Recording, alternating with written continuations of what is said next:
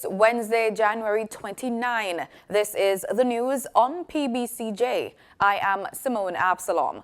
In light of concerns about the coronavirus, the government has issued a travel advisory and adopted a screening policy at all major ports of entry.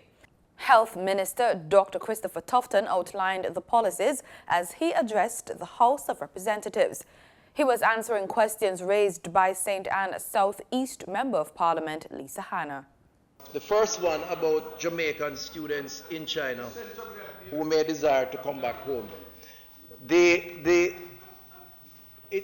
One has to look at the context. Clearly, we are not going to refuse entry to our national who wants to return home for one reason or the other. In China, however, there are some restrictions around travel, depending on where you are, that the government has imposed. So once you would have maneuvered that, which the Ministry of Foreign Affairs would be better able to comment on, then those persons clearly would be allowed in, but subject to appropriate quarantine arrangements, which is why I spoke to protocols. Could be isolation, so they may have to stay home for a period of time, and checked on periodically by the medical practitioners to ensure that they are free during that incubation period, the 14 days. So that would be the protocol once that person comes in. There's also the question of the movement of Chinese workers and residents moving in and out of the island. As it relates to Chinese workers here in Jamaica, that's part of the conversation that took place this morning with the Chinese ambassador. And I must say we both agreed, meaning our team and his team, that the advisory about restricting or discouraging travel at this time, meaning those in China should remain, and those who had plans should stay until further notice, is what we have put in place. Now, should someone breach that or decide against that position, then they would be subjected to particular isolation and quarantine until the authorities are sufficiently comfortable. So, for example, it may mean that they would have to stay in an isolation or isolated for 2 weeks or more, depending on what the medical advice is. The outbreak of the coronavirus has forced the lockdown of Wuhan City in China. It has caused reportedly more than 80 deaths in that country. Canada has confirmed 2 cases, along with suspected and presumptive cases of the virus. The United States Center for Disease Control, the CDC, is reporting 5 confirmed cases. Japan and Germany are also reporting cases of the virus. The Health Ministry will be replacing its digital handheld thermal scanner used to detect high fever at the Norman Manley International Airport in Kingston. The tool has been stolen. Speaking at a press conference on Tuesday, Acting Chief Medical Officer Dr. Karen Webster-Carr said the discovery was made last week. In the meantime, Webster-Carr says health authorities may rely on other thermal devices available at the airport. While the one at Norman Manley, provided by Health, was stolen, we do have access to the others at the airport. So there is thermal scanning done as well as handheld scanning. There is that possibility if we need it. So we are working to replace the ones we had in Health. Minister of Health and Wellness Dr. Christopher Tufton has dismissed claims that there is a case of coronavirus at the University Hospital of the West Indies on Tuesday. I just want to say categorically, based on the advice I have, that there is no truth to the claim that there is a case of the new coronavirus at the University Hospital of the West Indies. Reports indicated that a patient suspected to have had the virus was isolated at the University Hospital of the West Indies. However, Dr. Carl Bruce of the UHWI says the patient has no symptoms of the coronavirus and should be discharged soon. The patient was transferred to us from another hospital, and the doctors at the emergency room at the University Hospital evaluate this patient as we usually do. In evaluating the patient, because the patient had a history of travel to Asia, in China specifically, the team, rightfully so, considered whether or not one of the differential diagnoses, as we say in medicine, should be considered this viral outbreak that you have seen internationally. The patient does not meet the case definition of the coronavirus, and maybe PAHO and the ministry will comment on that afterwards. But out of an abundance of caution, the doctors just wanted to ensure that they discussed this. The patient is doing well. The patient does not have a fever above 38 degrees, as by the case definition at this time. And the University Hospital will continue to do the evaluation and testing, and will discharge the patient home as per our usual protocol as soon as all of those testing and evaluation are completed. Despite the news that the island still has no case of the coronavirus, the Health and Wellness Minister says measures are being put in place to mitigate against it. In terms of our preparedness for the coronavirus, we have had discussions, as I said yesterday, at Cabinet, and we invited the Pan American Health Organization rep to be there, and she was there, commented on the issue. The technical team of the ministry was also present, and those discussions considered the nature of the virus, the challenges as it relates to the spread or potential threats, and what we needed to do to make the appropriate levels of preparation. Since this morning, prior to this press briefing, I had a meeting with my team at the Ministry of Foreign Affairs, with the minister, with also the Chinese ambassador and his team. And based on those discussions, the government of Jamaica will continue its collaboration and its surveillance protocols, which are in alignment with the international health regulations. And for those who have already entered the island from the affected countries, he had this to say. Where persons in China who are planning to travel to the island will be advised or asked to remain in China. Where persons who were planning trips to China, whether Jamaicans or Chinese, we are advising them to postpone, at least for the time being, those travel arrangements that they would have made or are planning to make. Coronaviruses are a group of viruses that cause diseases in mammals and birds. In humans, the viruses cause respiratory infections which are typically mild, including the common cold, but rarer forms can be lethal. The Guardian Group Foundation is set to hand over surgical equipment worth over $9,000 to the Kingston Public Hospital this Thursday. According to the foundation, the Thompson self-retraining surgical retractor will be used in open abdominal surgery, particularly by general surgery and urology departments. The funds used to purchase the equipment were raised from the 2019 Guardian Group Keep It Alive 5K night runs. Chairman of the Guardian Group Foundation, Gladstone Laws, is scheduled to give keynote remarks at the presentation ceremony. Westmoreland residents are being invited to attend a second town hall meeting for the parish on Thursday, January 30, as part of the government's dengue eradication drive. The meeting will be held at the Betheltown Baptist Church starting at 6 p.m. and will provide an opportunity for residents to pose questions about the mosquito-borne disease, as well as get an update. A third town hall meeting is slated to be held at Savannah Lamar in March. Dengue fever is a mosquito-borne disease in which a person may get a fever, headache, joint and muscle pains. The fever is transmitted by the Aedes aegypti mosquito, and symptoms of the disease typically begin 3 to 14 days after infection. The Jamaica Stock Exchange, JSE, was the 5th best performing stock exchange in the world for 2019. That's according to a report from Bloomberg. 1 year ago, the JSE received global recognition when it was recognized yet again as the world's best performing stock exchange for 2018. The JSE had a return for the year of 34.26%, placing it just between stock exchanges in Romania and Brazil. News about the best performing stock market this year is not as abundant as last year, but according to Bloomberg, the top 5 performing stock exchanges in the world for 2019 were Greece, Russia, Argentina, Romania, and Jamaica. Prime Minister Andrew Holness says that a governance framework has been developed to guide operations at the Caribbean Maritime University, the CMU.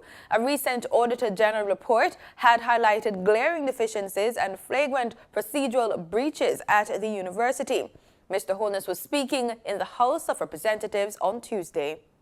The reports that I received suggested that the management of the ministry was generally aligned with policy direction and governance expectations. This is not to say that the Ministry of Education is perfect, but it is generally well aligned. However, there were challenges identified at the Caribbean Maritime University, and those were highlighted even before we had the benefit of the Auditor General's report. The Permanent Secretary and the Minister were directed to work with the CMU team to develop a work plan to address the challenges identified, including accounting, governance, procurement, and human resources. This was done long before the preliminary report of the Auditor General was made available in August 2019. Mr. Holness then outlined a new government framework. A government framework has in fact been developed to guide the operations of the CMU. This was discussed in a meeting on May 4th, 2019 with the executive leadership of the CMU. To date, the following have been developed for approval of the new council: a board charter, declaration of interests, investment policy, donations policy, and procurement internal procedures. So these are all policy guidelines and documents developed in keeping with our thrust to ensure that the CMU is meeting the accountability framework and the requirements of the PBMA.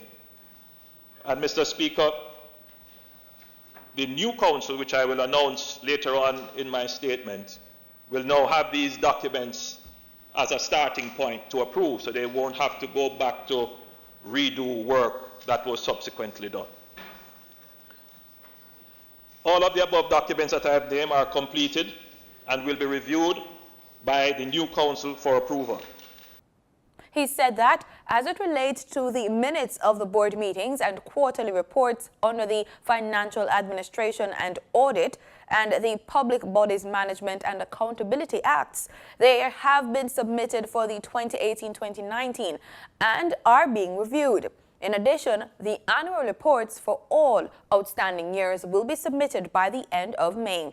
The Prime Minister also noted that the Council met 11 times in 2019 after new leadership was placed in the Ministry of Education, Youth and Information, compared to 2018-2019 when they only met 4 times, and 2017-2018 when they met 3 times. Prime Minister Andrew Holness has announced a new council for the Caribbean Maritime University, CMU.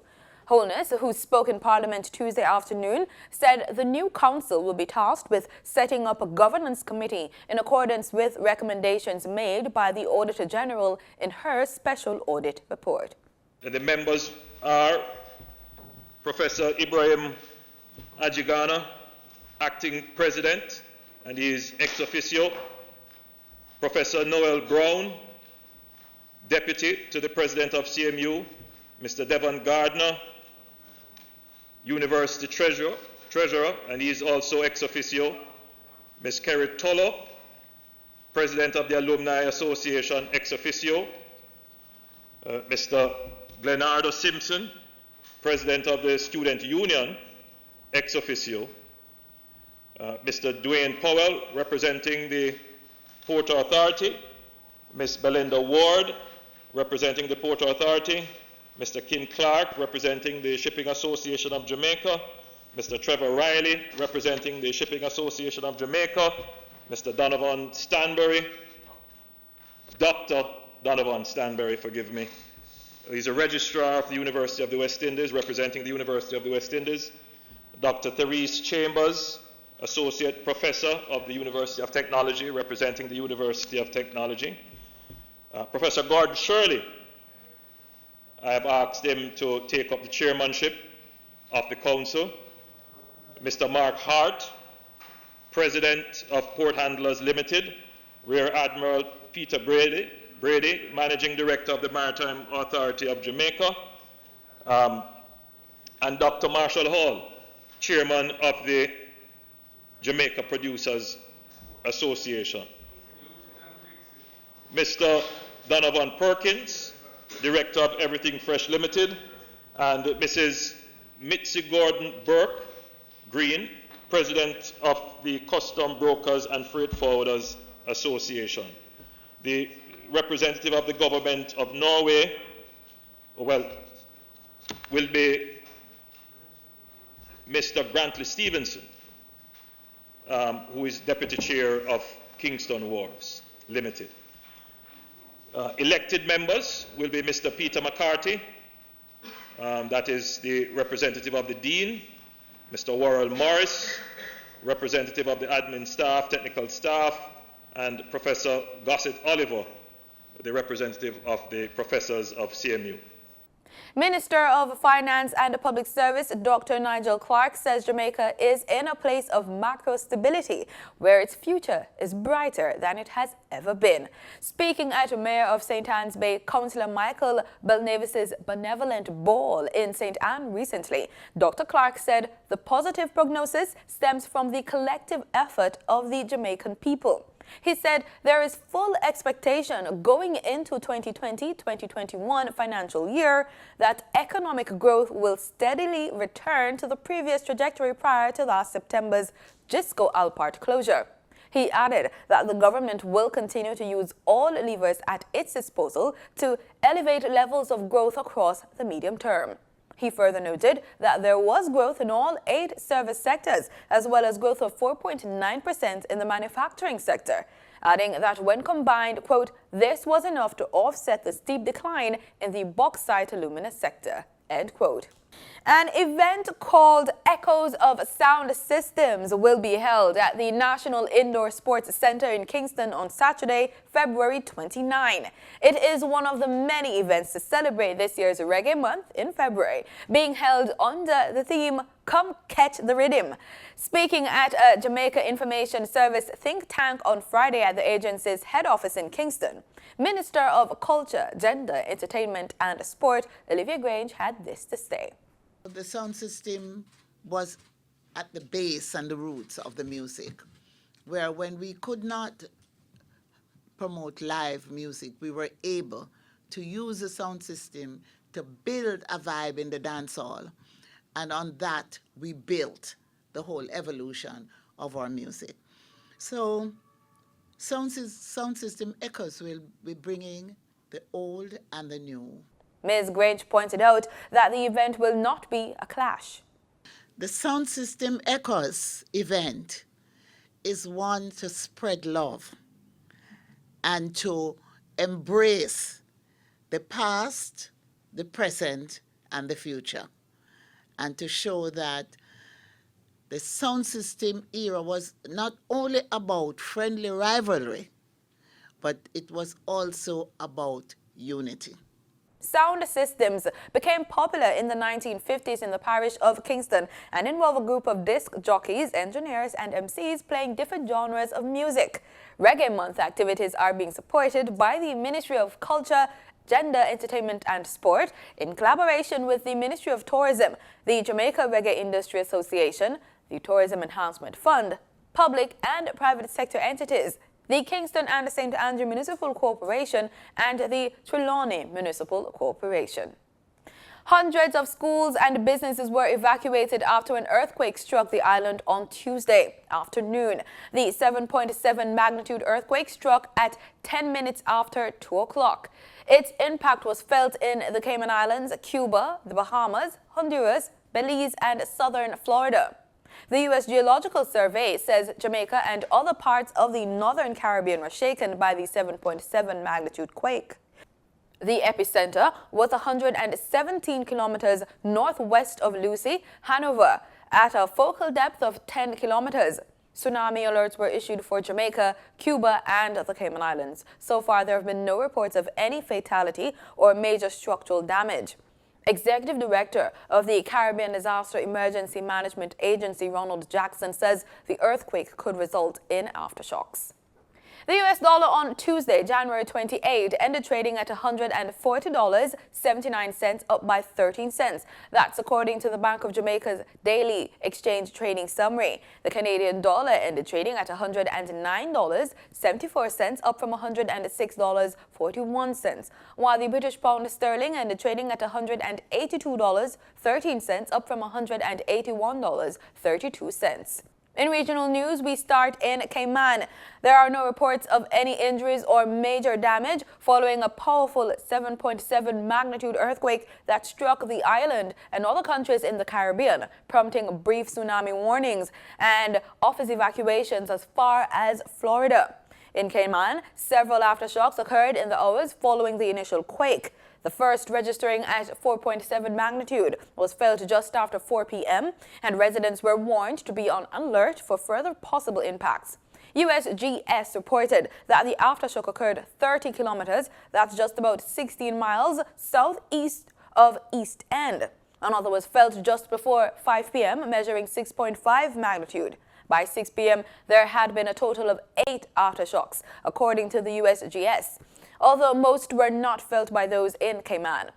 Police in Cayman reported that sinkholes had opened up in a number of roads throughout the island. Sewer pipes along West Bay Road erupted, sending sewage into the streets. And in Trinidad and Tobago's Health Minister, Terence Dale Singh, Tuesday sought to make it clear that only passengers coming in on flights from the United Kingdom, Canada, and John F. Kennedy International Airport in New York, United States, are being screened.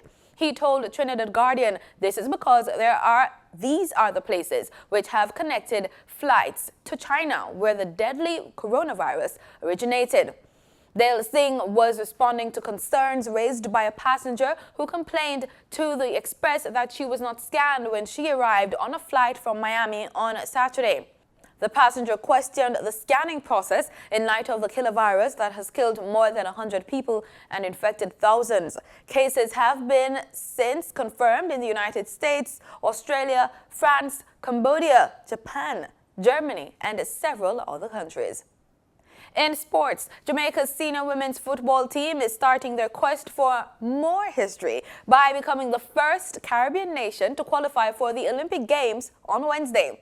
The Reggae Girls are up against Mexico in Group B of the CONCACAF Women's Olympic Qualifying Championship at 8 p.m. Jamaica time in Edinburgh, Texas. The top 2 teams will advance to this summer's Olympic Games.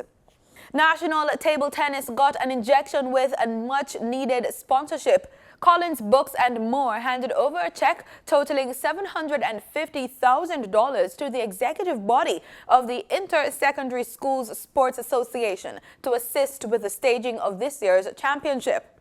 One of the immediate impact of the sponsorship will result in the return of this year of the singles competition.